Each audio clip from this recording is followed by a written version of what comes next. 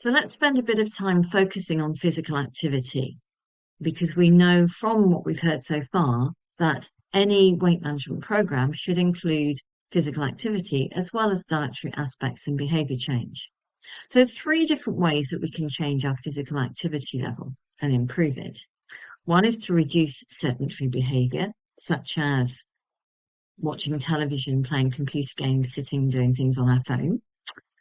We can increase our activities of daily living, so that might be housework, gardening, using walking as transport, for example.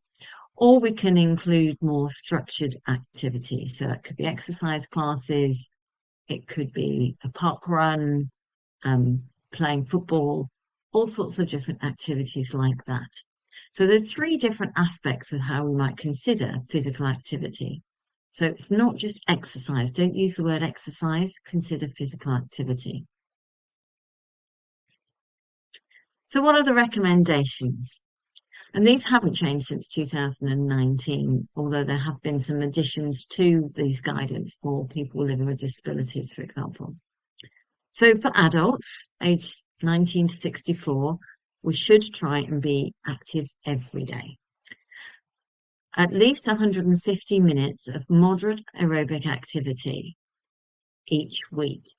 So by moderate, we mean things that will get your heart rate going up a little, you'll feel warmer, but you should still be able to talk. So that might be brisk walking or cycling.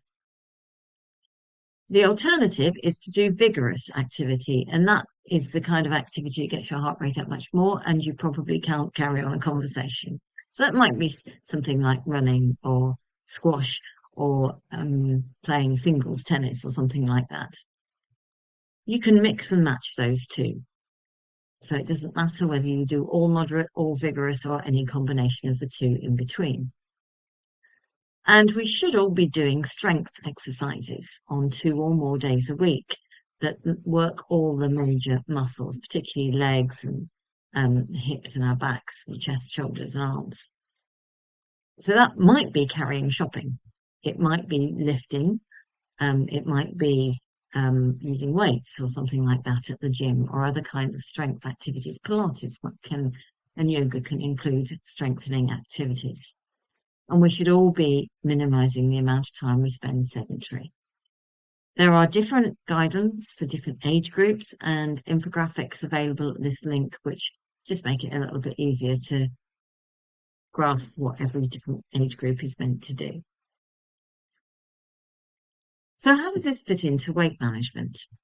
So we know that we need to encourage adults to increase their physical activity level, even if it's not going to lead to weight loss, because there are so many benefits of being physically active. There's huge numbers of benefits, significant benefits to physical and mental health. So whoever we're working with, if it's feasible for them to do so, we need to be encouraging them to meet this minimum recommendation of the 150 minutes, or if the WHO recommendation is at least 30 minutes of moderate activity on 5 or more days a week.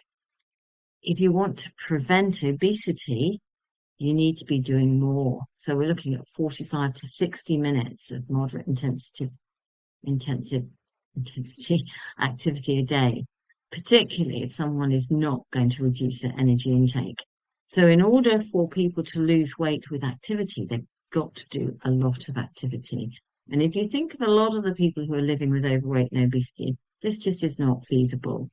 And it's a lot of lifestyle change if that's not something that you normally do. Right? So if someone has managed to lose weight, they were living with obesity and they've lost weight, they're going to need to do 1 to 1.5 hours, 60 to 90 minutes of activity per day to avoid regaining weight. And again, that's a huge part of life, which a lot of people will not be able to achieve, which is why we're looking at activity and dietary change together. We need to be encouraging adults to build up to the recommended activity levels for weight management, and that needs to be something with a structured approach to goals. we need to think about what people can actually incorporate into their everyday life. Please don't just think we need to send everybody to the gym. That just does not work for so many people. Walking may do, gardening, cycling, swimming, measuring steps can be helpful, although that doesn't necessarily mean that you're doing sufficient activity or that you're doing it at the moderate level. So you can do steps, but not necessarily get your heart rate up. And we do need to get our heart rate up. We can use stairs, we can dance. It's what works for that person and what they think they can sustain. So you've got to think about where that person is at the moment, what is going to be safe for them. We can encourage inactivity, to encourage people to get up and move more often. But we've got to think about where people are at, whether they're working, whether they have a very sedentary work environment, whether they're sedentary for their leisure activities. What's going to work for them? What do they enjoy doing? If people don't enjoy it, they are not going to maintain it. So we've got to be thinking very personalized and individualized with this kind of approach. So we need to start small. And certainly over the years when I've worked with this, it might be saying to someone, so they're going to, one day they'll walk to the next street light, and the next day they'll walk to the next one. So they're building it up very, very gradually. There's a huge proportion of the population may only do 2,000 to 3,000 steps a day. It's really a very small amount. So we're working towards the 30 minutes of 5 times per week. But bear in mind that's the minimum. If we're looking at weight management, we're going to have to encourage people beyond that. So we're looking at that 60 minutes a day. But it could be 10-minute chunks. It could be that we're looking at 10,000 steps. That may not be 30 minutes of activity, which is usually about, I don't know, most people do about 6,000 steps if they walk for an hour. So it can, varies depending on step length, of course.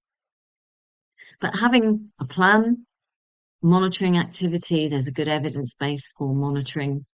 And if we know that people are insulin resistant, and they have type 2 diabetes or pre-diabetes, then we need to be encouraging them as well to undertake aerobic activity and resistance training.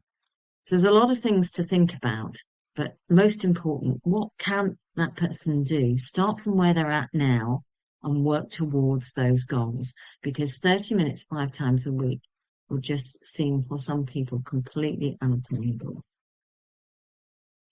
So what I'd like you to spend a bit of time thinking about is, why might it be difficult for someone with obesity to undertake physical activity? What might get in the way? What challenges might people face?